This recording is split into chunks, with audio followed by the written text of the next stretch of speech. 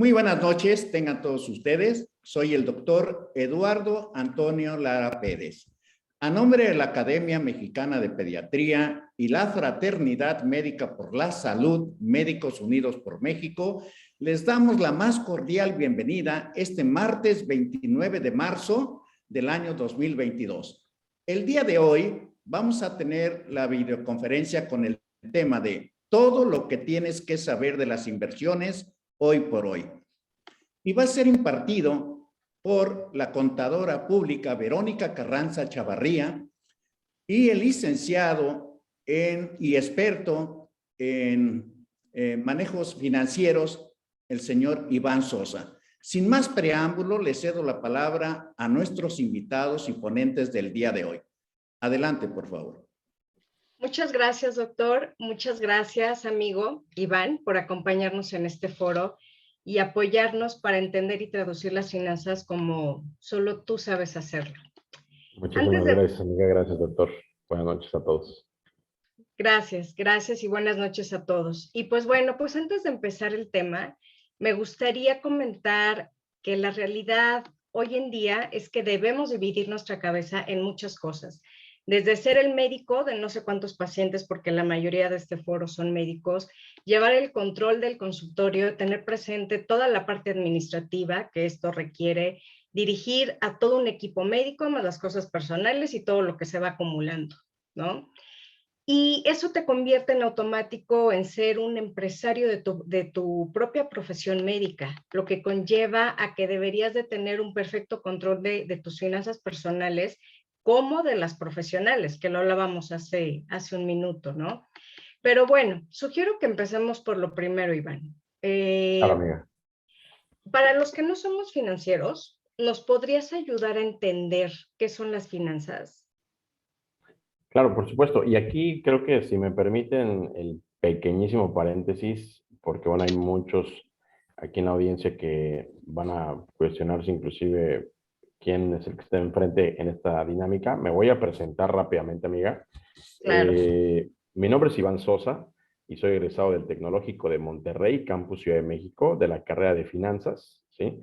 Y estoy certificado tanto en México como en Estados Unidos para poder operar, promover y manejar instrumentos de inversión tanto en la Bolsa de Valores de Nueva York como ante la Bolsa Mexicana de Valores. También aquí en México he sido colaborador editorial en la sección de finanzas para la revista Players, acá en Monterrey, para la revista Sexenio Nuevo León, para la comunidad japonesa en México. Y bueno, pues con un poco más de 10 años de experiencia como gerente de promoción bursátil en varias casas de bolsa en México. Y tuve la oportunidad de estar en el área de private banking o banca privada para Bank of America Merrill Lynch en Miami, Florida. Y actualmente también ya con 2 años como colaborador editorial para Noticias 28 en la sección de finanzas de Canal 28 acá en Nuevo León, en Monterrey. Socio fundador de la consultoría independiente Dinero en Acción. Y bueno, pues tendremos algún punto de vista que compartir con ustedes en base a lo que aquí con mi buena amiga Vero tengamos para ustedes, ¿no? Y bueno, en ese sentido, amiga, perdón, ahora sí, comentando lo que me preguntaba. ¿Qué son las finanzas en los términos generales y para pues, todos nuestros colegas, ciudadanos de a pie y doctores?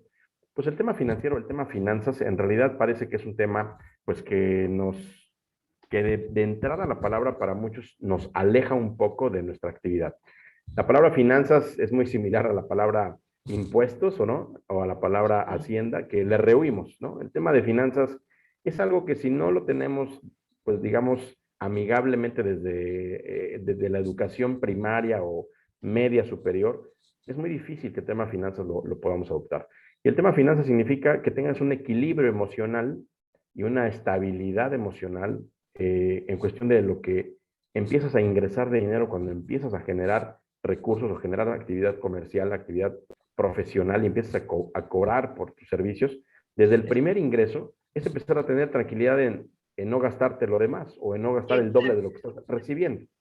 El tema de finanzas también tiene que ver con que podamos encontrar amigablemente ese balance entre lo que ingreso y lo que puedo gastar. El tema de finanzas no solamente es el tema de tener un equilibrio emocional, mental y sentimental con el dinero, sino que también el tema de finanzas tiene que ver con que, ¿qué más puedo hacer para que mi dinero trabaje por sí solo y trabaje para mí, independientemente de que yo sea el factor de generar riqueza. En este caso, bueno, pues en la profesión médica, ¿no? Aquí necesitamos encontrar que finanzas, pues sí o sí, y ahora con el tema de la pandemia, pues lo que más nos dejó, entre otras muchas lecciones, amiga, opino yo, pues fue que nos dejó, entre comillas, un poco más de tiempo, o por lo menos tecnología desde la palma de la mano, para involucrarnos en nuestras finanzas personales, efectivamente, ¿no? Entonces, lo resumiría como el tema del equilibrio emocional, sentimental, del dinero que empiezo yo a recibir y que puedo empezar a gastar, pero en realidad en una planeación para siempre tener estabilidad en ese sentido. Exacto. Si me permites hacer un paréntesis, justo el tema de este equilibrio lo podemos aterrizar en un presupuesto mensual, o sea, un control que podamos llevar desde lo particular hasta lo máximo, hasta lo más grande que va avanzando nuestros ingresos y nuestros gastos, se va aterrizando en un presupuesto mensual. Y cada quien lo puede llevar como quiere, como se sienta más cómodo, desde un cuaderno, una hoja de Excel, ya hay muchas aplicaciones que te ayudan en este tema, justo para controlar. Se trata de controlar y ser objetivos de la parte que te va entrando de dinero y cómo lo vas gastando, porque la realidad es que no sabemos muchas veces en qué tenemos esa fuga de nuestros ingresos, y muchas veces son fugas que no son necesarias para nuestro Totalmente. estilo de vida o para las necesidades básicas. Y si llevamos este control, entonces justo podemos empezar a ahorrar esas pequeñas cantidades o grandes cantidades que una vez acumuladas, o sea, como vulgarmente se dice, ir haciendo la ronchita, justo cuando ya vas haciendo este ahorro, ahora sí vamos yo escucho por ahí que cuando ya tengo dinero lo tengo que invertir, ¿no? Y aquí me gustaría aterrizar justo que las inversiones se mueven en un mundo llamado mercados financieros. Entonces, Correcto. podríamos empezar con, si nos puedes explicar qué es un mercado financiero. Claro, por supuesto. Creo que ahí tocas un punto medular, un punto donde por cultura, por un tema cultural latinoamericano, el tema de finanzas, el tema de presupuesto, el tema de planeación financiera de corto, de mediano y largo plazo, pues siempre ha sido pues el talón de Aquiles para México y para cualquier país latinoamericano. Es decir, pues nosotros, pues digo, obviamente sabemos desde el siglo pasado que teníamos esa mala costumbre de apanicarnos cada cambio de sexenio y no era para menos porque nos iba mal en términos generales, ¿no? Por el manejo de las finanzas públicas del gobierno. Entonces, así crecimos o así crecieron y hemos crecido muchas generaciones con un pánico, entre comillas, sexenal, que si bien en este nuevo siglo XXI se ha disipado, pues la verdad es que de repente tuvimos en el gobierno anterior otro pequeño susto y seguimos un poquito con un poquito de histeria en ese sentido. Pero el tema de entrar a que mis finanzas o mi equilibrio de ingresos y gastos o la planeación de mis objetivos financieros con el paso del tiempo es importante.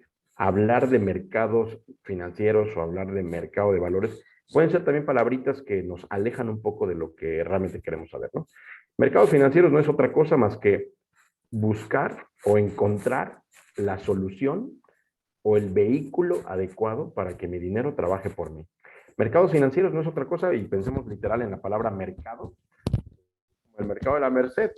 O sea, si yo tengo un kilo de papas, bueno, pues probablemente me voy a ese pasillo, ¿no? de legumbres o leguminosas, y ahí es donde voy a encontrar mercado para comprar o vender pues mi costal de papas, ¿no? En el caso del dinero, mercados financieros es lo mismo. Mercados financieros significa que ya teniendo esta parte clara de un presupuesto, de un equilibrio de tus finanzas personales, en la manera de lo posible, porque tampoco pues, podemos ser perfectos, pero en la manera de lo posible, mantener un equilibrio entre lo que gano y lo que puedo gastar. Entonces, se trata de que podamos trazar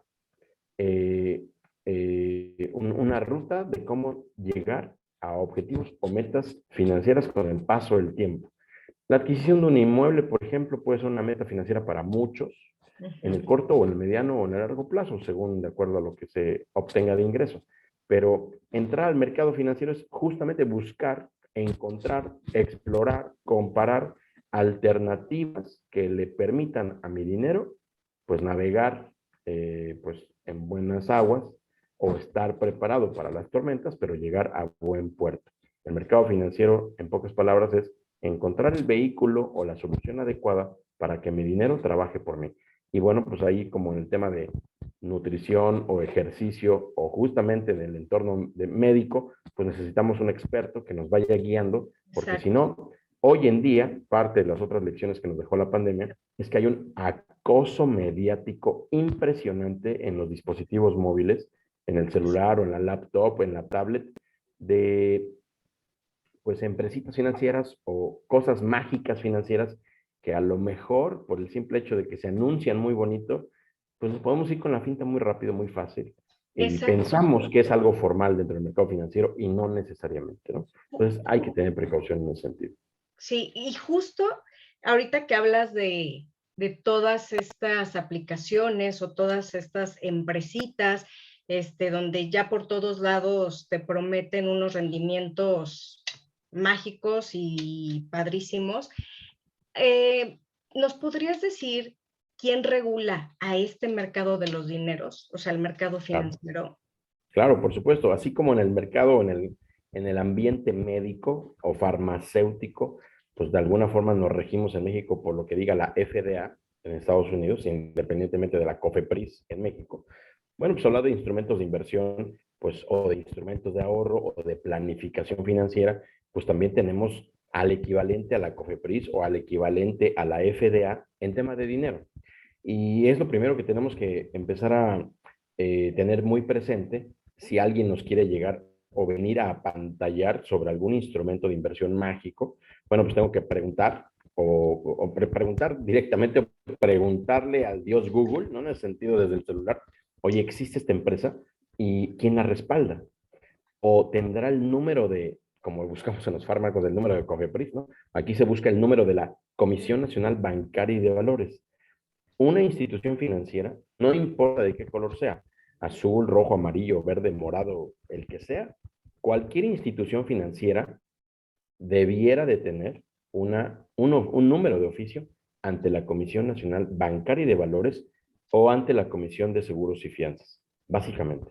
Si esta empresa financiera, que de repente nos pueden apantallar, o aplicación móvil financiera, nos quiere apantallar, y si estoy buscando su número de oficio ante alguna de estas dos comisiones reguladoras y no lo tuviera, alerta, salte de ahí, bájalo, quita la aplicación del celular y no la voltees a ver porque seguramente es una estafa.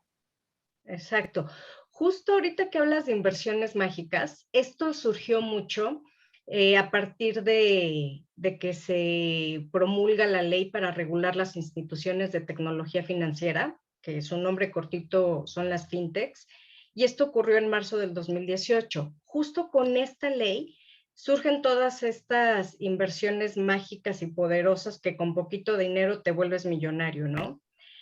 Aquí la ley fintech también está regulada por la comisión. Sí, tiene cierto cobijo por parte de la Comisión Bancaria de Valores, pero como bien lo acabas de mencionar, a pesar de que tienen pues menos de 4 años en realidad prácticamente, está muy verde y hay muchos huecos todavía, porque esta ley FinTech o para empresas de tecnología financiera está muy incipiente. De entrada porque muchas de esas empresas de tecnología financiera, independientemente de las que se supone que otorgan créditos muy fácil, porque esas FinTech empiezan a ofrecer créditos mágicos también muy rápido. Ujú. Del otro lado están las empresas fintech que a través de una aplicación móvil ofrecen rendimientos mágicos o aparentemente mágicos o muy buenos, ¿no? Está documentado por parte de Banco de México y de la Secretaría de Hacienda que por cada 1,000 empresas de tecnología financiera, prácticamente más de 300 las andan queriendo cancelar en menos de 6 meses, porque Wow, sí, simplemente no aguantan la regulación, porque se quieren brincar muchas trabas o muchos mecanismos que son de seguridad básica para el usuario final, o reportes estándares de financieros de sus avances y bueno, simplemente no los entregan en tiempo y forma, ¿no? Entonces, todavía es muy incipiente esta ley FinTech, sí está bajo el cobijo de la Comisión Bancaria y de Valores, pero también es un hecho que así como han salido bastantes empresas de tecnología financiera o aplicaciones móviles. Y repito, lo de menos son las aplicaciones móviles para tomar un crédito, para entregas a domicilio o comercio electrónico. Esas son las de menos. En realidad las que importan más es donde el usuario final tiene que poner su dinero, en teoría, para ahorrar o para invertir, y esas aplicaciones móviles, pues, de un día para otro pudieran, pues, desaparecer, ¿no? Ok, justo hablando ya de rendimientos mágicos y realistas, ¿nos podrías empezar a explicar cuando nosotros ponemos a invertir, a apostar nuestro dinero, justo para que nos empiece a dar un rendimiento, hablar de lo que es la renta fija y la renta variable? Claro, creo que hay reglas básicas que todo usuario, cualquier persona, por muy, entre comillas, novata que se pueda sentir en el ámbito financiero, les podemos compartir algunos tips. Cuando hablamos con clientes, el primer tema es siempre preguntarnos y tener muy claro el para qué. ¿Para qué quiero ahorrar y para qué quiero invertir? ¿Cuál es mi objetivo? ¿Cuál es la razón? Cada persona es un mundo y cada quien tiene su para qué. Pues a lo mejor quiero ahorrar y quiero invertir para comprarme un bien inmueble. A lo mejor quiero ahorrar o invertir para pensar en el yo del futuro. A lo mejor mi para qué es para mis hijos, o etcétera, etcétera, etcétera. Cada quien tiene su para qué. Pero lo importante es tener claro el para qué quiero ahorrar y para qué quiero invertir. Porque de ahí parte un poquito la primera recomendación.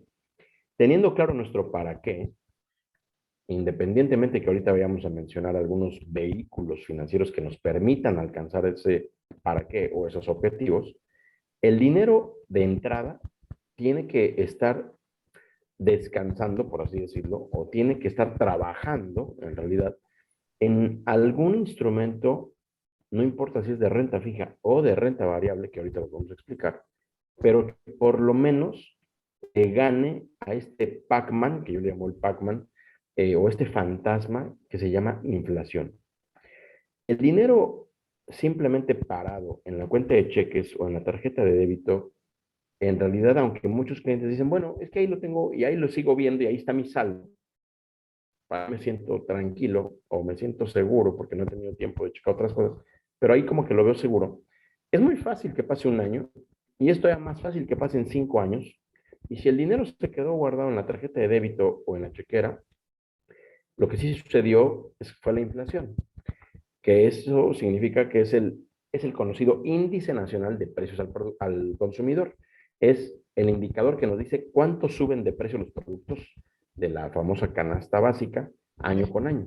Entonces, si bien los productos de la canasta básica sí están subiendo cada año, y ahora lo sabemos porque vamos al supermercado y todo está más caro, o la gasolina está más cara que hace 5 años, mi dinero también tendría que subir a razón, por lo menos, de este índice nacional de precios al consumidor o a razón del dato de inflación. Ejemplo, la inflación el año pasado fue del 7%, pero la inflación en 2020, año del COVID, año de la pandemia, fue de 3%. Significa que en los últimos 2 años, amiga, si mi dinero, no importa la cantidad, 10,000 pesos, 100,000 pesos, 1,000,000 de pesos, yo lo dejé parado en el banco hace 2 años, hoy a lo mejor sigo viendo mi saldo de 1,000,000 de pesos o 100,000 pesos. Pero lo que realmente sucedió es que perdió un poder de compra de 10%, porque eso fue la inflación o el efecto de inflación en mi dinero. Y nos fue bien, ¿no? Porque la gasolina subió más, o porque el jitomate, el caviar verde, que es el aguacate y el limón, pues subieron más del 60% en 2 años, ¿no? Por ejemplo. Entonces, si el dinero en estos 2 años, estoy hablando de un periodo muy corto, mi 1,000,000 de pesos o mis 100,000 pesos no los puse a trabajar en algo, perdieron un poder de compra de 10%. O Lo sea, cual ya significa puedo que ya... comprar menos cosas con esos 100,000 pesos que se quedaron en mi cuenta bancaria Exactamente. resguardados, ¿no? Exactamente. El poder de compra es equivalente a 90,000 pesos o 900,000 pesos, según sea el ejemplo, ¿no? Entonces, aunque aparentemente veo mi saldo, y un cliente diría, bueno, ahí me siento tranquilo porque ahí lo veo. Pues sí, pero eso decía mi abuelita y ahí lo veo, pasaron 20 años el costal con las mismas monedas de 20 pesos que después se convirtieron en absolutamente nada. Entonces, dejar el dinero ahí parado, estacionado, nada más porque a veces no tengo tiempo o a veces no tengo pues inquietud de preguntar, porque no sé ni por dónde ni a quién. Puede pasar el tiempo, pueden pasar 2 años, 5 años, 10 años, y el dinero lo que realmente le sucede es que pierde poder de compra. Y el dinero ya no vale lo mismo con el paso del tiempo. Exacto. Oye, ¿y qué pasa con los pagares bancarios obviamente, que te ofrecen los bancos, donde tal vez se podría pensar que yo subir mi dinero a esos pagares bancarios ya va a justo a empezar a dar rendimientos que me permitan que no se devalúe tanto mi ahorro? Claro. Esto es Por real. tradición, sí es real. Por tradición, el mecanismo más utilizado por el mexicano, y si nos vamos al programa de 100 mexicanos dijeron, Ujú. pues el producto tradicional bancario más demandado por los mexicanos se llama plazo fijo o pagaré bancario. No es que no existan otras alternativas, pero es entre que es lo más cómodo, lo más práctico y en realidad es lo que más nos ofrecen si nos paramos en la sucursal. ¿Y esto es un ejemplo de la renta fija? Y es justamente, este es el primer ejemplo o el primer gran representante de la llamada renta fija. ¿A qué le debemos de conocer por renta fija? Cuando nosotros hablamos de instrumentos de inversión o del mercado de valores para poner mi dinero a trabajar, tengo que saber que existen instrumentos de renta fija o de renta variable. La renta fija no es otra cosa más que una promesa de pago. Eh, el plazo fijo o el pagaré bancario, en realidad, como su nombre lo dice, es un pagaré con rendimiento liquidable al vencimiento. Ese es el nombre correcto. Significa que si uno como usuario va al banco y pregunta por alguna alternativa de inversión, el ejecutivo del banco nos dice, pues hoy estamos de oferta, licenciada o contadora Verónica.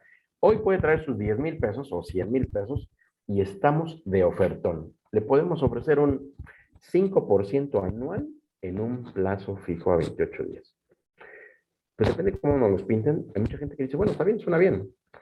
5% en términos anuales, y voy a poner un ejemplo, cifra cerrada, 100,000 pesos de inversión inicial, pues significa que me darían 5,000 pesos, pero al año, ¿no? El 5% de 100,000 son 5,000 pesos. Pero yo estoy contratando a 28 días.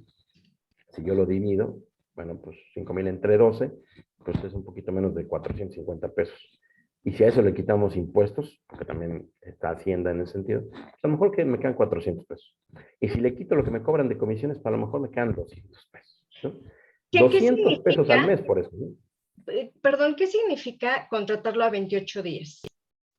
Un plazo fijo o un pagaré bancario, que usualmente el plazo que nos ofrecen es a 28 días, y eso la verdad es que nunca he entendido por qué mecánicamente fue 28 días, pero un plazo fijo significa que durante 28 días el banco puede cuidar de tu dinero sin que le pasen ni el polvo, ni el aire, ni las moscas, un lapso de 28 días para que tú como cliente, pues, te quedes tranquilo, que está resguardado, que no le pasa nada, y en 28 días te regresa el banco tu dinero más un premio. Ese es hablar de un instrumento de renta fija o de un plazo fijo.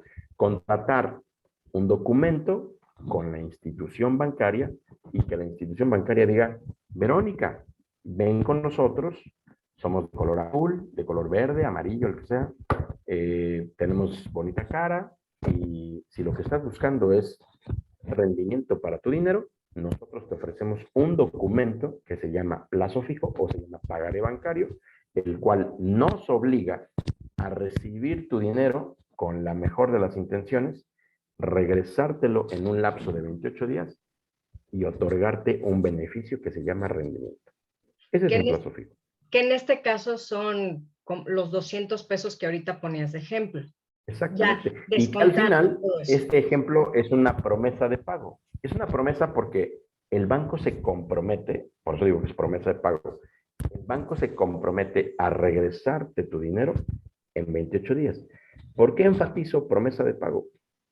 Porque en México y así en Latinoamérica ha pasado muchas veces que la banca en México quiebra Como y que FAMSA. ese dichoso pagaré o plazo fijo pues puede tener un final no feliz en el 100% de las ocasiones. Y justamente la historia más reciente, apenas hace 2 años, nos vinieron a recordar que un banco puede quebrar muy fácil en México. Y la quiebra del Banco Ahorro FAMSA, por decir un ejemplo, pues a lo mejor agarró de sorpresa a muchos y su dichoso plazo fijo y el día que tenía que ir a retirar o el día que tenía que ir a recibir su dinero, pues ese día les anunciaron que quebró el banco y que tenían que formarse a ver si el gobierno, o en este caso el IPAB, que es el Instituto de Protección al Ahorro Bancario, les podía regresar algo, ¿no? Pero el plazo fijo o la renta fija, se dice así, cuando contrato una promesa de pago con una institución bancaria y ellos están comprometidos a regresarme mi dinero más un beneficio, que no necesariamente ni es la mejor alternativa, no necesariamente me otorgan un rendimiento por arriba de inflación y no necesariamente tendré la garantía que lo voy a tener de vuelta 100%. ¿Por qué? Porque los bancos en México pueden quebrar, aunque en el siglo XXI solamente tenemos uno o dos casos recientes, habíamos tenido más de 20 años que no habíamos escuchado la quiebra de un banco. Eso en realidad fue en el siglo pasado. Pero en este siglo XXI, bueno, no había pasado nada hasta hace poco con Banco FAMSA y con otros bancos muy pequeños como Accendo Banco y otros. Ok. Fíjate que otro vehículo, digo, aquí hablamos de pagares bancarios, ¿no? Instituciones financieras, finalmente privadas, pero otro vehículo que se usa muy común son los CETES. Los CETES, por ejemplo, perdón amiga, son un instrumento también llamado o catalogado como renta fija y también al final del día es una promesa de pago, pero del gobierno federal. Exacto. Entonces, uno como cliente dice, bueno, a lo mejor no confío tanto en el banco moradito, ¿no? En el banco amarillo. ¿El gobierno tendrá algo que ofrecerme para poder invertir mi dinero? La respuesta es sí. El gobierno federal, a través del Banco de México, ofrece algo que se llaman certificados de la Tesorería de la Federación, o mejor conocidos como CETES. Y los CETES también normalmente son a 28 días, lo cual significa que un cliente, en lugar de confiar en el banco o depositar la confianza en el banco, pues lo que quiere es depositar la confianza en el gobierno federal, ¿no? Y a través de CETES, lo que yo tengo es una promesa de pago del gobierno para que en 28 días me regresen mi dinero más un beneficio o más un rendimiento. ¿Eso es mejor o peor que un pagaré? Pues la verdad es que en términos generales, una promesa de pago, lo que tiene que ver, lo que tendríamos que cuestionar es esta persona moral que me está prometiendo que me regresa mi dinero en el lapso de 28 días, ¿quién sería más confiable? ¿O quién tiene menor probabilidad de quebrar? ¿Un banco o un gobierno? Evidentemente, pues un banco tiene mayores probabilidades de quiebra porque es una empresa, entre comillas, privada. El gobierno es poco probable que quiebre, aunque, bien, nos lo dicen los libros de historia, en 1995, técnicamente México estaba quebrado y nos ayudaron desde el Fondo Monetario Internacional y Bill Clinton, pero pudimos haber quebrado como lo hizo Argentina en 2001 o en 2018.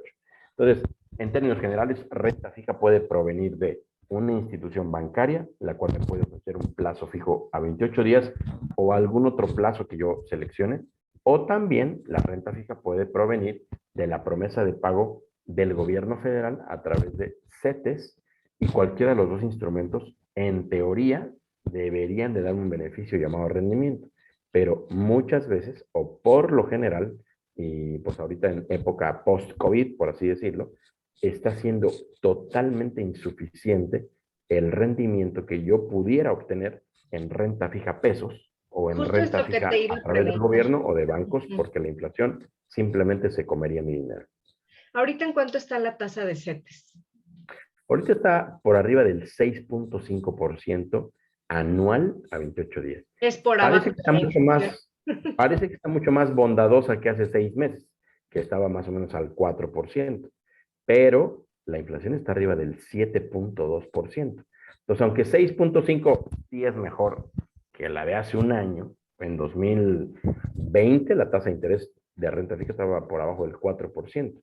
Bueno, hoy parece que está más bondadosa, está 6.5, pero de todas formas lo que está fuera de control es el tema de la inflación. Entonces sigue siendo insuficiente aun y cuando la tasa de interés de renta fija pesos esté arriba del 6.5. Ok, pues entonces no es opción tampoco. O sea, le estoy perdiendo. Técnicamente, y en este caso contablemente o financieramente hablando, pues en realidad no me está sirviendo de nada porque mi dinero no sube en cuestión de poder de compra, o por lo menos mantener el poder adquisitivo, no lo estaría logrando a través de la contratación de un pagaré bancario o a través de la contratación de certificados de la Tesorería de la Federación. Por conclusión, nosotros siempre aquí en el despacho decimos, ¿cuál es tu costo de oportunidad de explorar otro tipo de alternativas? Si te quedas en el banco haciendo nada, lo que sí sucede es que pierdes, porque con el paso del tiempo la inflación se come tu dinero. Si contratas un instrumento de renta fija, pesos, o sea, un pagaré o CETES, pues la mala noticia es que, aunque es poquito mejor que no hacer nada, de todas formas queda por debajo de la inflación.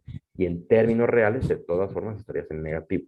De ahí que te obligues como usuario final a explorar y a escuchar otro tipo de alternativas. Fíjate que hoy en día también hay muchos instrumentos de inversión donde le apuestan a las UDIs, o sea, te dicen, vamos a invertir en UDIs. ¿Esto qué significa? Las UDIs es un mecanismo que muchos mexicanos sí nos acordamos. Nació después de la desgracia del famoso error de diciembre del 94, y las UDIs, que significa Unidad de Inversión, surgen en abril o en junio, perdón, en junio de 1995. Y a partir de ahí las UDIs nacen primero con la finalidad de reestructurar nuestros créditos hipotecarios, básicamente, porque en esa época 99% de los mexicanos debía su casa. Entonces fue un mecanismo de ayuda, entre comillas, para poder indexar el valor de la deuda hipotecaria. De momento fue muy polémico, de momento fue muy complicado, los 90s, pero ya entrando el nuevo milenio o los 2000, la inflación o la UDI, perdón, la UDI está, se le dice indexada, ¿sí? Está indexada a la inflación. ¿Qué significa eso? Que si la inflación en México es alta, pues la UDI va a otorgar un rendimiento alto. Si la inflación es baja, pues la UDI va a otorgar un rendimiento bajo. Entonces, para cuando nos topamos con algunos instrumentos o agentes asesores que nos promueven o sugieren algún instrumento en UDIs, no quiero decir que sea malo. No es malo, o sea, malo no hacer nada con el dinero. Eso es verdaderamente malo. Las UDIs, así como los pagarés bancarios, ya por lo menos se mueve el dinero. No le va a ganar a la inflación, pero se mueve. El tema de la UDI tiene por objetivo, por objeto y mandato, por lo menos incrementar su valor con respecto a cómo aumenta el índice de precio al consumidor. Es decir, si la inflación sube 7.2%, como fue el año pasado, pues la UDI subió 7.28% el año pasado. Eso significa que quedó justo. Un cliente que adquirió un plan de ahorro e inversión en UDIs, pues lo único que sucedió fue que no perdió poder de compra o no perdió poder adquisitivo. ¿Eso es bueno, eso es malo? Bueno, en principio es bueno, porque de haberse quedado en la cuenta de cheques o en el pagaré bancario, sí lo hubiera perdido definitivamente. Claro. En las UDI probablemente no perdió, pero de todas formas su dinero se quedó estático. No ni frío ni calor. 0 grados. Entonces, y aquí no quiero hacer memes de nada político, pero así, ¿no? Ni frío ni calor, 0 grados, ¿no? Entonces, las UDIs no es que sean malas, pero tampoco nos sirven de gran cosa si lo que yo pretendo, pues es aumentar y preservar mi patrimonio y aumentar mi poder de compra. Hacer que el dinero trabaje por mí. Y hay un sinfín de instrumentos de inversión más allá de la UDI, donde realmente mi dinero puede crecer por arriba de inflación. Y aquí quiero abrir un paréntesis, amiga, para ejemplificar cómo piensa o cómo conceptualiza un ciudadano de primer mundo o europeo, por ejemplo, un doctor desde Alemania, por ejemplo, ¿sí? Un médico, ahora con todo este tema de fármacos y vacunas y todo el rollo, no sé, de cualquier empresa farmacéutica o laboratorio europeo. Un médico durante todo el lapso de su vida europeo, a lo mejor trabajó 25 años, 35 años, 40 años de su vida, por decirlo menos, y lo que está esperando el médico o cualquier profesionista es que después de haberse, pues, ahora sí que partido el lomo toda la vida, profesionalmente hablando, pues lo que más quiere o lo que más desearía es recibir su cheque de pensión o de jubilación, pues con una cantidad bondadosa para poder ir a rascar la panza al Caribe mexicano. y es lo que hacen los europeos, ¿no? Porque su fondo de pensiones estuvo invertido en instrumentos que otorgaron rendimientos por arriba de su inflación. En México, el ejemplo de, bueno, puedes ahorrar, aunque seas médico, seas arquitecto, seas la profesión que sea, si tú guardas y acumulas tu dinero por 25 años o más, pues la idea es que en 25 años o más tu dinero haya crecido por lo menos el doble. En Europa el dinero crece un poco más de 5 veces. Y por eso los baby boomers del primer mundo, pues tenemos a muchos canadienses, franceses, alemanes en San Miguel de Allende, en el Caribe mexicano, etcétera, en Los Cabos, etcétera. Pues porque no les preocupa, les van a dar un cheque de, no sé, 300,000 euros, y eso es suficiente para venirlo a gastar en México. Suficiente, ¿no? Y los mexicanos no. Los mexicanos, a través de estos mecanismos que tú comentas, como el de las o productos en UDIs, normalmente nos los ofrecen como si fuera la panacea. Y la verdad es que después de 25 años, el asesor o la gente que nos haya mencionado esto, pues lo que nos llega a decir es que, bueno, al menos agradece que no perdiste valor. Yo diría como financiero, o sea, ¿de qué estamos hablando? ¿Cómo que tengo que agradecer que no perdí valor en 25 años? Si lo que debió haber hecho mi instrumento de inversión fue generarme valor con el paso del tiempo, por lo menos duplicarlo, ¿no? Entonces, bueno, ahí un poquito la polémica o los mitos y realidades, si la UDI es buena o no, no es mala, pero en el largo plazo, el hecho de simplemente agradecer, no perder valor con el paso del tiempo, pues la verdad es que es una mentalidad justamente de país emergente y donde si no brincamos o no damos el paso a explorar alternativas que verdaderamente nos den un rendimiento o un beneficio por arriba de la inflación, vamos a seguir igual. Y todo esto es de la renta fija. Justo para dar ese salto que tú mencionas, entonces nos debemos de ir a la renta variable. Por lo menos explorarla y por lo menos nosotros en el despacho lo que decimos siempre a nuestros clientes es, como decía nuestra abuelita, no pongas todos los huevos en la misma canasta. Hay que diversificar. La Pero de palabra mágica entrada, es ¿qué es la diversificar. renta variable? Y vamos a explicar. Si tengo que diversificar, entonces del otro lado, ¿cómo se llama y qué es? O sea, la renta variable. Los instrumentos de renta variable o la renta variable en sí no es otra cosa más que justamente hablando de una profesión médica. ¿Por qué los médicos no se quedaron como administradores de, no sé, de una miscelánea, de una tiendita? Pues porque prefirieron aventarse el volado de estudiar más que nadie en su carrera médica, se avientan más de 6, 7 o 8 años o más, y se avientan el volado de, bueno, pues en la primera etapa a lo mejor no puedo cobrar tanto, o no voy a cobrar, no lo sé, pero eso, como tú bien lo dijiste al principio, ustedes médicos o doctores son su propia empresa. Desde el primer instante en que deciden estudiar esta carrera, hermosa y maravillosa, y gracias porque estudiaron esto, porque nos ayudan a todos, pero mantenernos al final vivos. son, porque nos mantienen vivos, pero al final es una micro gran empresa cada uno de ustedes. Y el ser microempresarios enormes, pues nada más porque ustedes no aceptan socios, vaya, más que tal vez su pareja en el inter de la vida, pero van solos. Hablar de renta variable es decir, ¿por qué no confiaría, no sé, suponiendo, mi amiga Verónica que está estudiando medicina, si dentro de 20 años ella va a ser una gran empresa, porque ella va a ser una gran oncóloga o pediatra? Pero ¿cómo eso no lo puedo saber hoy? Eso se llama renta variable. Entre comillas es no apostarle, es asociarme a alguien que yo creo que tiene talento, tiene expertise, tiene un proyecto de vida o tiene un proyecto de negocio, donde vamos juntos en el riesgo, donde vamos juntos de que si nos va bien, si me va bien con Verónica, porque es una oncóloga, doctora o enfermera espectacular, nos va a ir bien. Pero si en ese inter pues no se sigue profesionalizando mi amiga Verónica, pues seguramente no nos va a ir bien.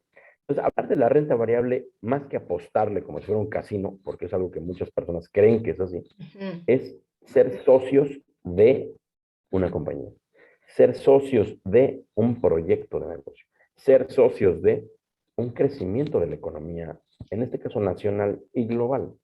Entonces, el ejemplo de la renta variable es, voy a poner el ejemplo de los limones, a ver si hacemos limonada. Cuando escuchamos de que, bueno, si te caen limones, haz limonada, el mexicano, en el programa de 100 mexicanos dijeron, normalmente el mexicano no se avienta a hacer limonada aunque le caiga del cielo 1 kilo de limón. ¿Por qué? El mexicano dice, pues me cayeron 1 kilo de limón.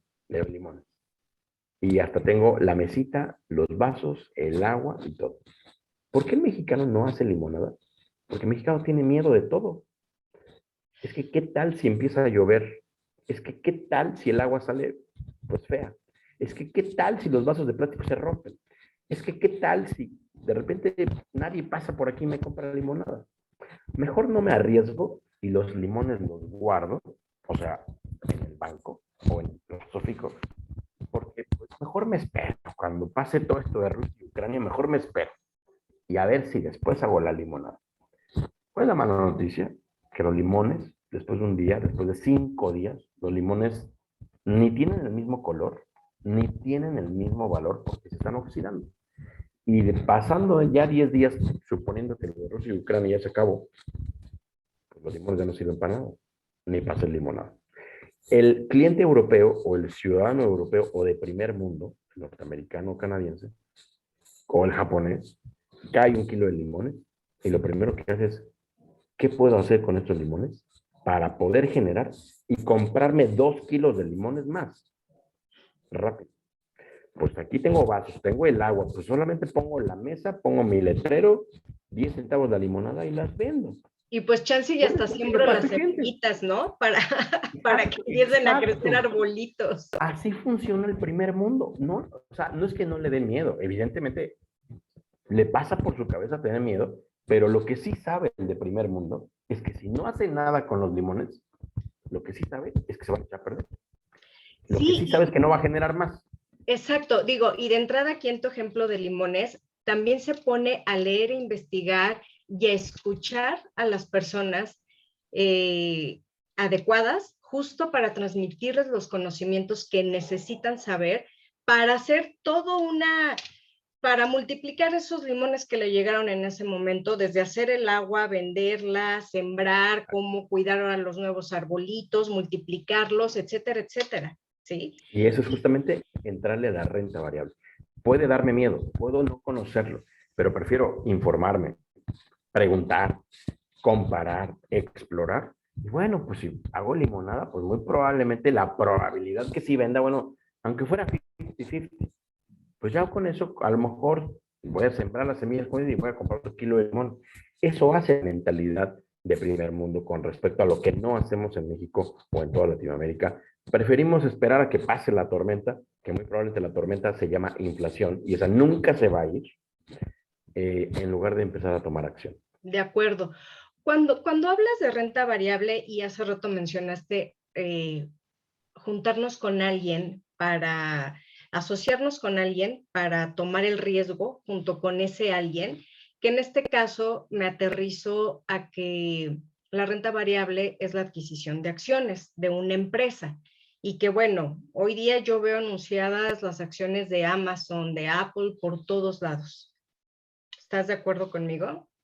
Sí, sí, totalmente. Aunque si bien la renta variable convencional pues nos orilla hacia allá lo que tú comentas, a ser socios de empresas pues grandototas, por lo menos las que vemos mediáticamente, pues hablar también de renta variable no necesariamente hoy en día, no necesariamente te implica el riesgo de asociarte a una sola empresa, o no necesariamente implica el asociarte, por muy conocidas que sean, no necesariamente te implica que compres o inviertas en acciones de pocas empresas o de ciertas empresas.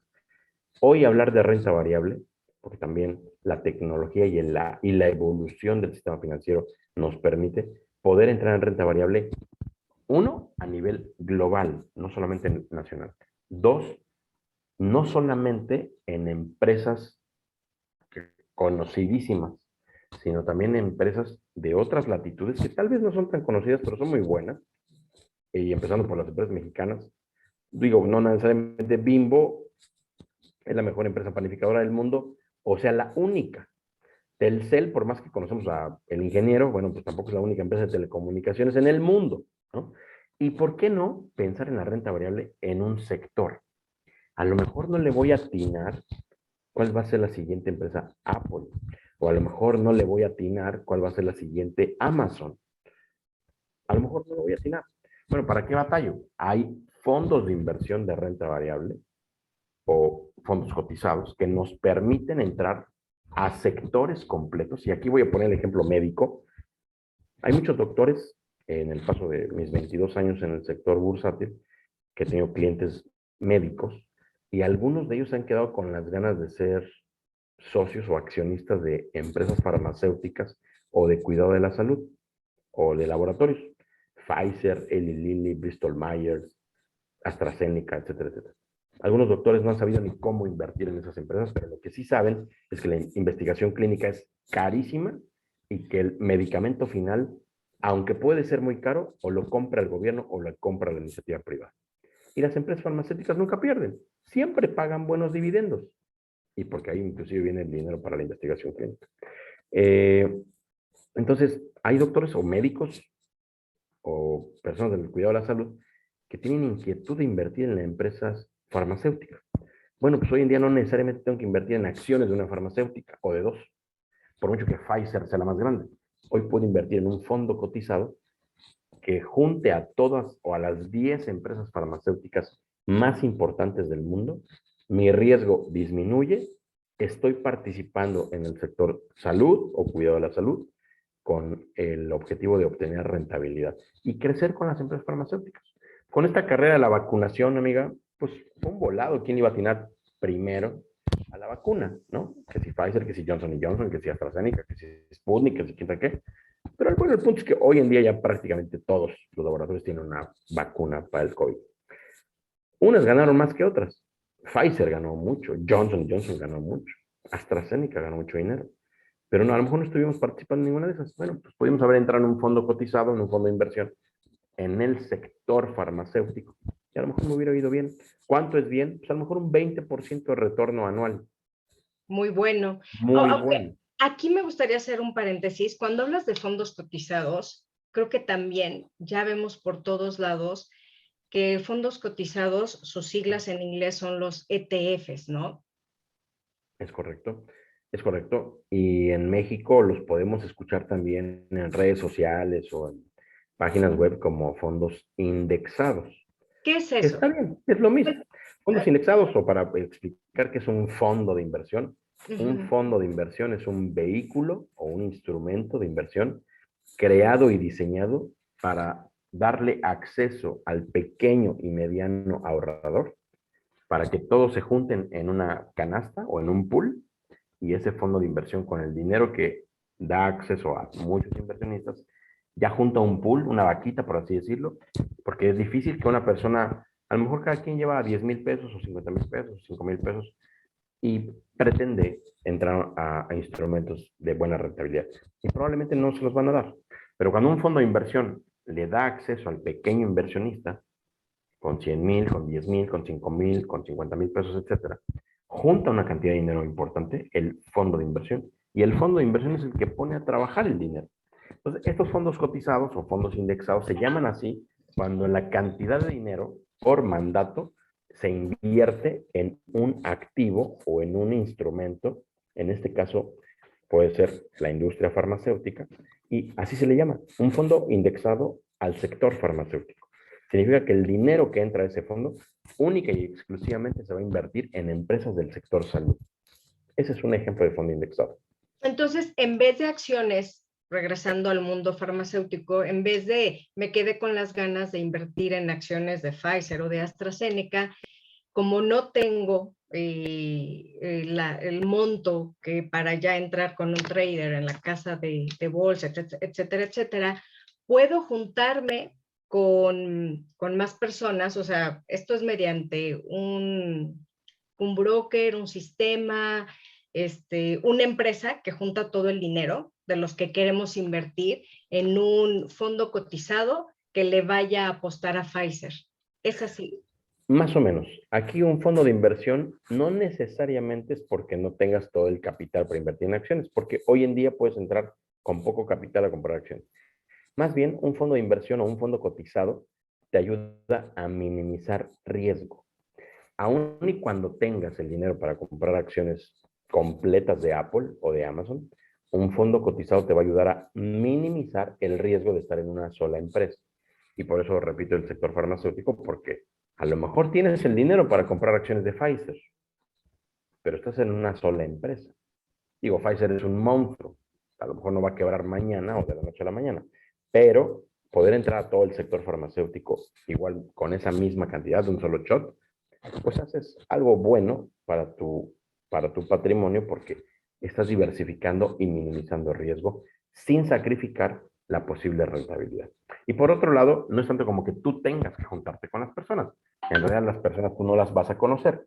Tú entras y adquieres títulos del fondo y se pueden adquirir a través de cualquier banco, cualquier casa de bolsa, cualquier aseguradora o empresa regulada debidamente por la Comisión Bancaria de Valores. Pero los fondos son públicos y desde cualquier institución financiera, ustedes como usuarios o clientes pueden preguntar en su banco, en su aseguradora, oye, ¿qué rollo con los fondos cotizados o fondos indexados? ¿Tengo acceso a ellos?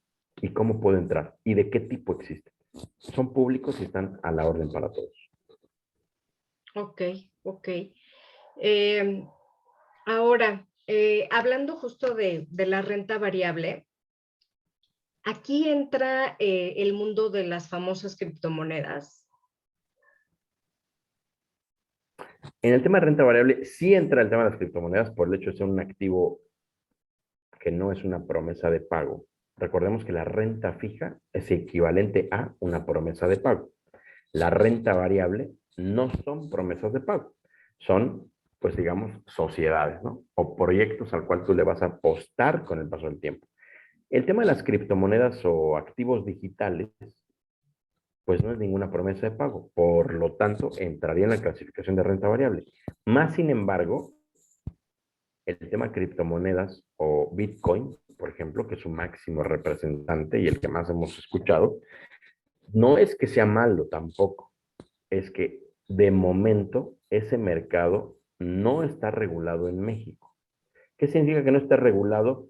Pues que no está centralizado, es decir, que nadie se hace responsable, y nadie me refiero a ninguna autoridad financiera, ni la Comisión Bancaria de Valores, ni el Banco de México, ni la Secretaría de Hacienda, se pudieran hacer responsables de las operaciones que a través de una aplicación móvil, un cliente como ustedes, si quisiera invertir en Bitcoin, no digo que no sea divertido, no digo que no puedan ser multimillonarios en la pantalla, pero a la hora de la hora, si la aplicación móvil desaparece o la aplicación móvil no les quiere hacer cash out o convertir sus virtualidades millonarias en efectivo, pues no hay papá gobierno a quien llorarle. No hay autoridad financiera con quien quejarse. Ese es el único punto. No está malo explorar, no está mal, pues, intentar o, entre comillas, divertirse, pero no hay papá gobierno quien respalde esas operaciones en dado caso, que sigue siendo parte del sex appeal del hecho de que no estén centralizados. Pero al no estar centralizadas, nuestro riesgo como usuario es muy alto a que mi dinero no regrese. Y por lo menos hasta ahorita, tampoco conozco a ningún cliente que haya vendido su casa, no sé, 2 millones, 5 millones de pesos y los haya metido en Bitcoin y hoy sea multimillonario. Ahorita no conozco a nadie cercano. Pero la recomendación que yo haría con el tema cripto o con el tema Bitcoin, digo, tampoco hay que tenerle miedo. No dudo que sea el futuro, que ya nos alcanzó, pero de momento no inviertas en criptomonedas o Bitcoin el dinero que no estés dispuesto a perder. Punto. De acuerdo. Entonces, para empezar a concluir, ¿tú nos podrías decir que la diversificación es la manera correcta de cómo no poner todos los huevos en la misma canasta? Totalmente. Y no solamente lo sugerimos nosotros en el despacho acá en Dinero en Acción, sino si le echamos un vistazo a cualquier grande o cualquier gran gurú financiero que está en las redes, creo que es una recomendación constante. Multimillonarios o personajes como Warren Buffett, como el mismo Bill Gates, el creador de Microsoft, o George Soros, o el famoso Robert Kiyosaki, muchos gurús financieros, cualquiera, la principal recomendación va a ser diversificar. Y ya dependerá del perfil de cada quien y el monto de cada quien. Pero definitivamente la palabra clave es diversificar. Y que no hay que tenerle miedo a la renta variable, sino por el contrario.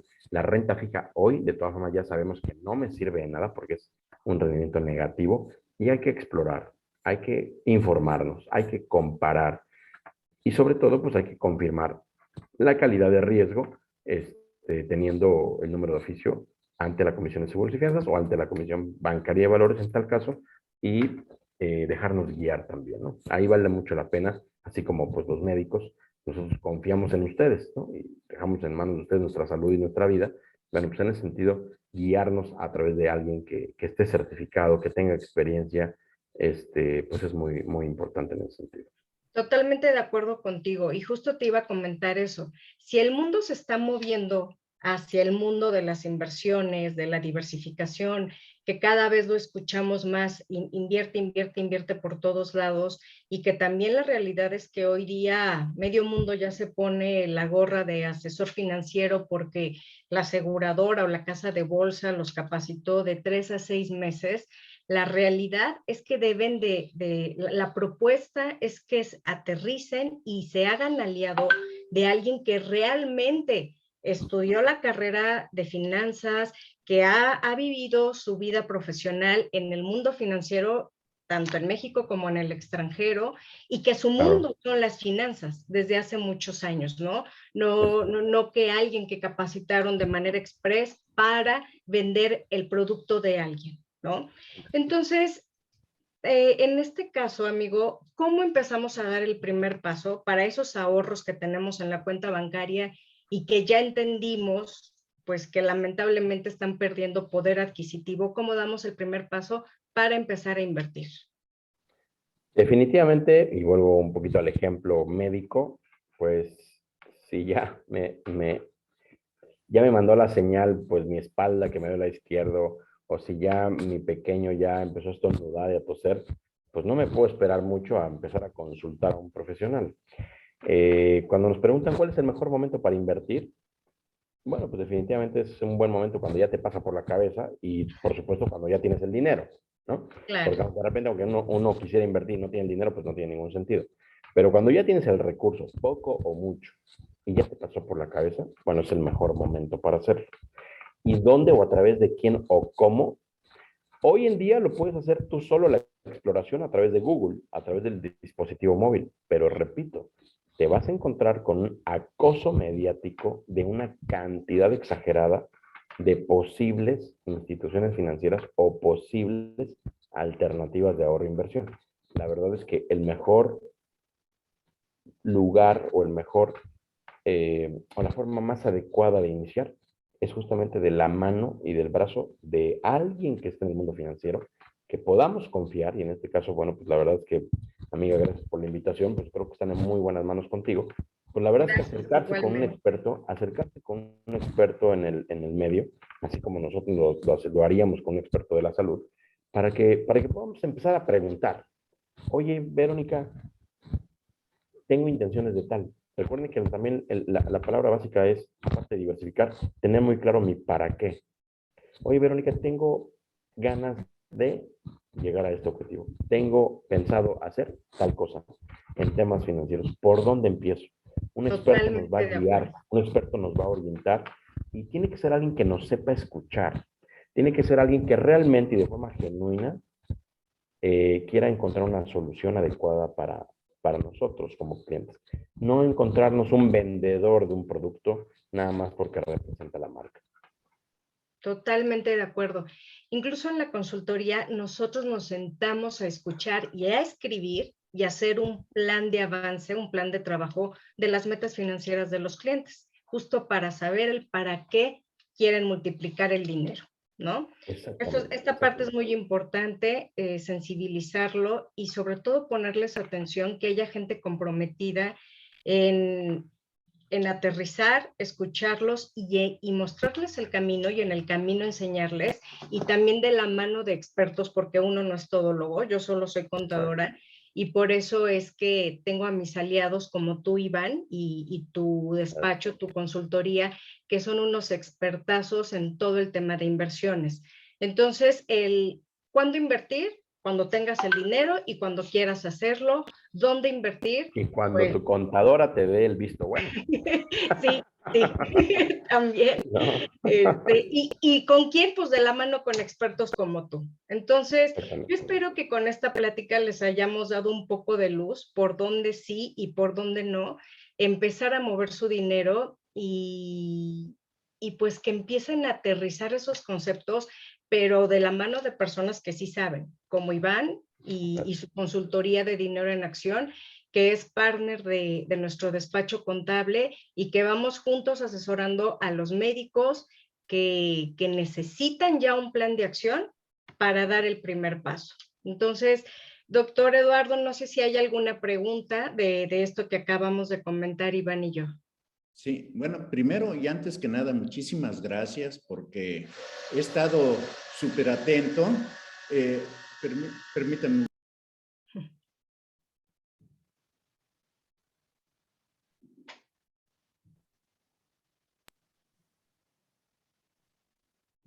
Perdón, perdón. No, no hay problema. Decía que muy agradecido y estuve muy atento de esta plática muy amplia, muy fácil de entender, con muchas opciones. Y yo tengo unas preguntas. La primera es, ¿qué porcentaje de la población en México invierte?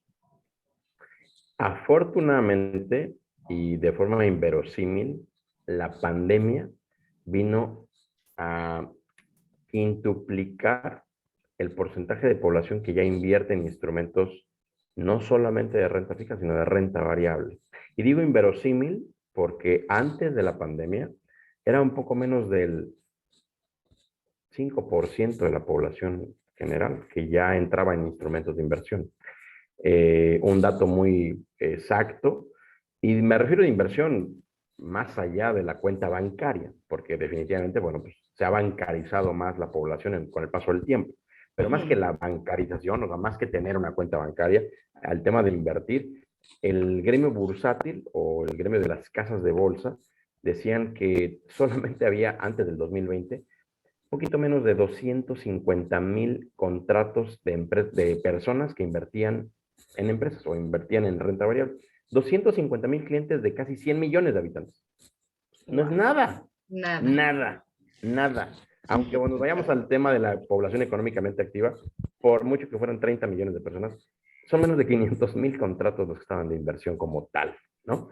El tema de las Afores vino a revolucionar un poco el tema, porque ya en las Afores se destina un pedacito del ingreso del trabajador, y es un pedacito el que ya invierte en renta variable.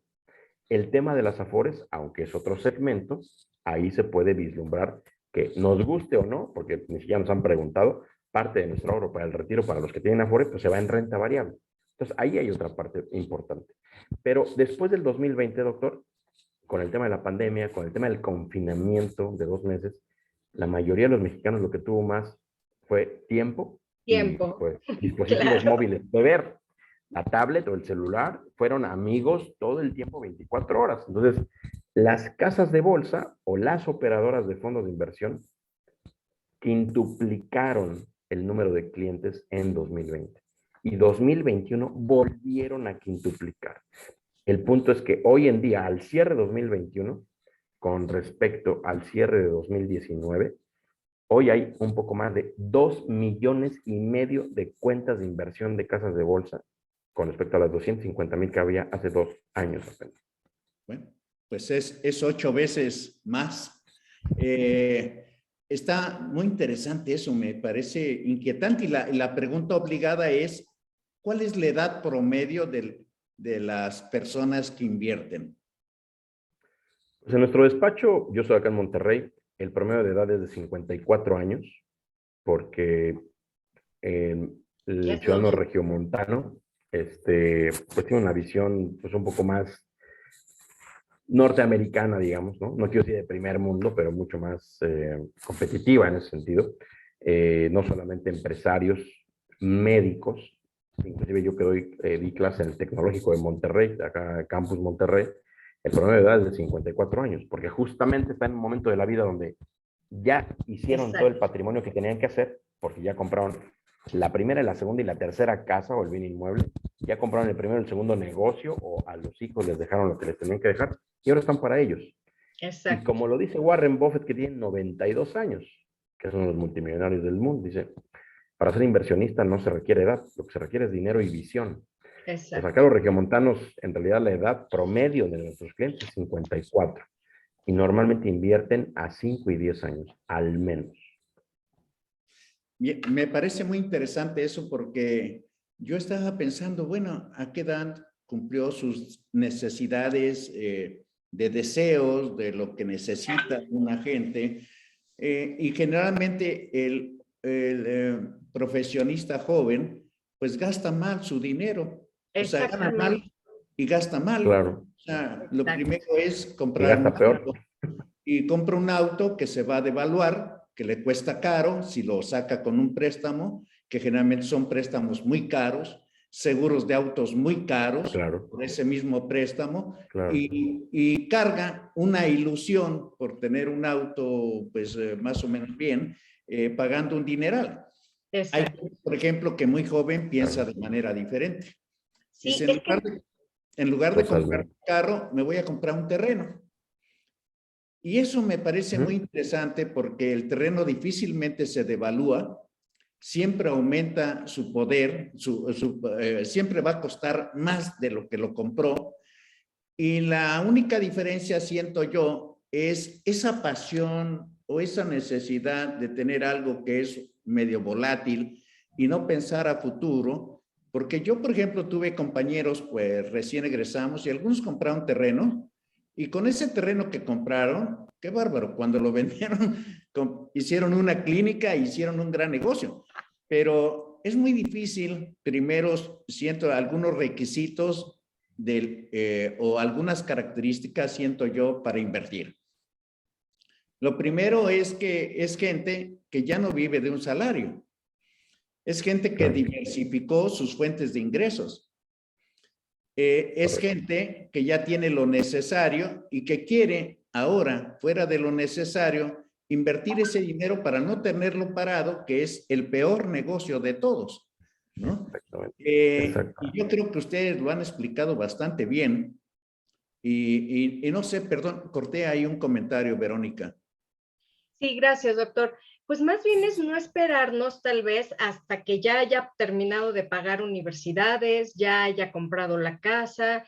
Yo creo que si llevamos una buena administración de lo que vamos ganando desde que salimos de la carrera, como por ahí decía una tía, es que no hay gente que haga dinero porque gane mucho dinero, sino que más bien hay personas que se saben administrar desde el día 1 que empiezan a percibir su primer sueldo y sus primeros ingresos, ¿no?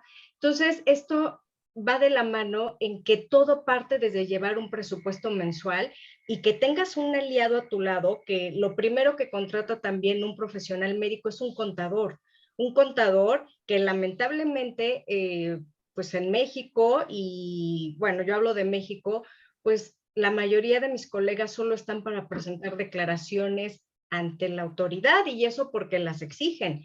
Pero ya que haya un acompañamiento de vamos a sentarnos, lo que hablaba hace rato, de escuchar tus metas financieras, que haya una retroalimentación por parte del contador para decirte, oye, estos gastos no son necesarios, mi consejo es, y desde ahí empieza el acompañamiento en este mundo de sus finanzas, de sus ingresos, de un presupuesto mensual y de ir haciendo un ahorro para ir subiéndolo a una inversión. Entonces, yo creo que es el consejo más valioso que podríamos también llevarnos de esta plática, que no hay que esperarnos hasta hasta tener cierta edad. Yo creo que podemos empezar teniendo una buena administración. Y yo nada más quería complementar un poquito, doctor, si me permite muy rápido, el tema del bien inmueble o los terrenos, como lo que acaba de comentar. Creo yo que en otras generaciones era muy común que el mexicano, sabiendo que la tierra o los ladrillos estaban a su nombre, era lo más seguro y lo más rentable con el paso del tiempo. Yo soy de la Ciudad de México, de nacimiento. Yo llegué a Monterrey hace 12 años, hace 10 años. Y pongo ejemplos muy rápidos tanto a los regiomontanos como a los chilangos. Le pongo ejemplos muy rápidos en temas de terrenos, porque no es ninguna línea recta, ni tampoco es ley. Y pongo ejemplos muy prácticos. Les pongo a los regios el ejemplo. Ustedes aquí en Monterrey tuvieron un tema de narcotráfico dificilísimo entre 2009 y 2012, ¿cierto? Sí. ¿Cuántos de ustedes, sus tíos o sus abuelos, les dejaron una quinta en carretera nacional, que es como el equivalente a Cuernavaca, hablando de la Ciudad de México? Una quinta que valía $100,000 hace 15 años o 20 años, con el afán, el tío o el abuelo, de que ese terrenito, pues, duplicara, triplicara o quintuplicara con el paso del tiempo. De 2000, del año 2000 al 2005, ese terrenito de 100,000 llegó a valer $300,000. Del 2005 al 2010, ese terrenito no nomás no subió ni a 350 ni a $500,000, sino se bajó a $10,000. Cuando el narcotráfico invadió los terrenos de una zona cara de Monterrey, esos terrenos valieron nada, porque no había poder humano ni la marina de sacar a los malditos de ahí. Un terreno que estuvo invertido 15 años el dinero y se tardó 6 años en recuperar el valor original de 15 años atrás. Yo le digo a los regiomontanos, yo no soy de aquí. ¿Sucedió eso sí o no? Sí. ¿Qué sientes de que tus $100,000 se quedaron 15 años y que apenas hoy en día, 2020, puedes empezarlo a vender en $500,000? A ver, tiene una plusvalía en 20 años de $400,000 no es nada, la verdad, para lo que se pudo haber hecho. Es un ejemplo regiomontano y también el huracán Alex, que son temas climatológicos, sucede lo mismo. El tema del COVID, el tema de bienes raíces, puso contra la pared al sector inmobiliario. Sí. Contra la pared. Muchos empresarios regiomontanos con plazas comerciales de mucho dinero quedaron paradas. Edificios corporativos que tenemos aquí en Lázaro Cárdenas de Monterrey, que es la ciudad o el municipio más seguro de Latinoamérica, según. Pues hay muchos edificios rascacielos en Monterrey que están ni a la tercera parte ocupados. Muchos clientes míos metieron $1,000,000 por un pedacito del edificio. Llevan 5 años ganando nada. Etcétera, etcétera. Y bueno, para la Ciudad de México, pongo el ejemplo del segundo piso con López Obrador en 2006, cuando se le ocurrió poner el distribuidor vial de viaducto. Una tía tenía un terreno en Periférico y Eje 5, le construyeron el segundo piso en la cabeza y ese terrenito que le costó a mi bisabuelo, simplemente ya no lo pudo ni vender después de 25 años. Entonces, el tema bienes raíces, digo, es lo que es y se hacen fortunas, pero tampoco, ni es una regla, ni es ley, porque dependen de muchos factores como los instrumentos de inversión. Y definitivamente que está todo vinculado porque se hablaba de la seguridad, del narcotráfico, etcétera, y me hizo recordar que cuando yo era niño, y antes aún, hace 80 años, por decir algo, el que llegaba a ser médico era un sinónimo de la clase media alta y mucha influencia. ¿Cuál era la secuencia común? Pues ponía un consultorio, le iba también que ponía una farmacia con el consultorio y después, aparte de la farmacia, ponía una tienda que vendía de todo y después compraba tierra y ganado. Y resulta que sin quererlo se diversificaba en ingresos que no dependían de que estuviera ahí él personalmente para ganar dinero, sino aún no estando él ahí, tenía una fuente de ingresos y entonces la gente adquiría muy rápidamente pues cosas que quería porque tenía entradas fuertes. Actualmente, un médico que egresa difícilmente va a poder poner un consultorio, mucho menos en un sitio donde lo necesitan en la provincia por temor a su integridad y las cuestiones de la delincuencia. Pero además, la gente difícilmente puede pagarle como antes a un médico porque ahora tiene seguridad social. Y entonces ese médico, que antes a los 40 años ya tenía una casa, un terreno, ganado, una familia con un buen estatus, ahora pasan hasta los 50 o más años para terminar una hipoteca, tener un auto más o menos y pensar en invertir después de la quinta década de vida, como usted bien lo dijo. Entonces, creo que también es una cuestión que influye de la evolución de un país, de las condiciones sociales del país, de las reglas económicas del país, de la forma como fue educada esa persona y cuál es la aspiración que tiene, porque también hay mucha gente que se pierde en otras cosas y el poco dinero que gana lo gasta en vicios o en otras cosas y nunca va a ser un inversor, o sea, difícilmente va a llegar a eso. Entonces, yo creo que se necesita muchísima educación, pero siempre es bueno, como bien dijeron, yo con esta plática, yo digo, qué bárbaro, cuando yo terminé la carrera, yo debería de haber tenido un asesor financiero. Sí, es que no podemos ser todólogos, doctor. Estoy totalmente convencido que mi vida hubiera cambiado simplemente con oír otras ideas de cómo administrar no solamente mi dinero, sino mi tiempo y tener una visión más amplia de cómo puedo alcanzar mis objetivos, mis necesidades y cómo las puedo cumplir. De acuerdo. Totalmente. Pues aportamos nosotros nuestro granito de arena a las nuevas generaciones, a las generaciones intermedias y a las avanzadas. O sea, nunca es tarde. Y como país, yo le comento siempre a los colegas y clientes, México lo pide a gritos.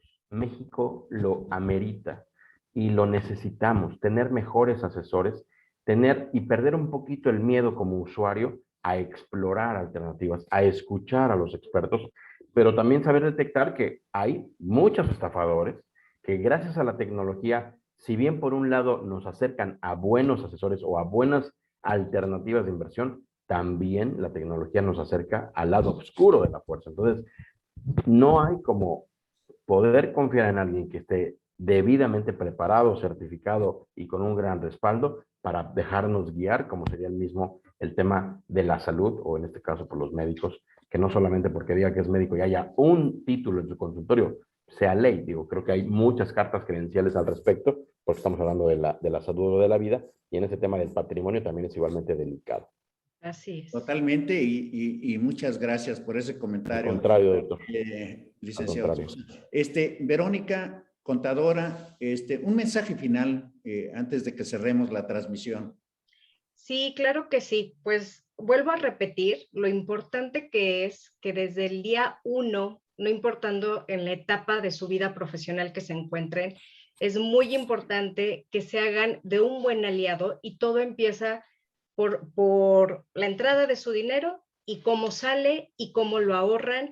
Y el día a día lo ve justamente su aliado contador. Ajá, porque es el que está viendo cómo les entra el dinero, cómo se lo gastan, todos los impuestos que pagan. Él puede ser un muy buen aliado si tienen una comunicación y si están dispuestos a trabajar en equipo justo para empezar a hacer este ahorro y empezar a mover ese dinero con otros aliados, como en este caso Iván, que es nuestro aliado, ya para empezar a multiplicar eso que vamos teniendo de más, los extras, vamos ahorrando, y pues son dos aliados muy importantes para justo asesorar a las personas siendo la profesión que sea. Pues muchas gracias. Muchas gracias a la contadora Verónica Carranza, muchas gracias al licenciado en finanzas Iván Sosa, y a nombre de la Academia Mexicana de Pediatría, la Fraternidad Médica por la Salud, Médicos Unidos por México, agradecemos a todos ustedes su tiempo. Este video lo vamos a subir a nuestro canal de YouTube para su consulta de manera pública. Muchas gracias y hasta pronto. Gracias, Muchas Iván. gracias, doctor. Muchas gracias a todos. Gracias, doctor. Gracias, amigo.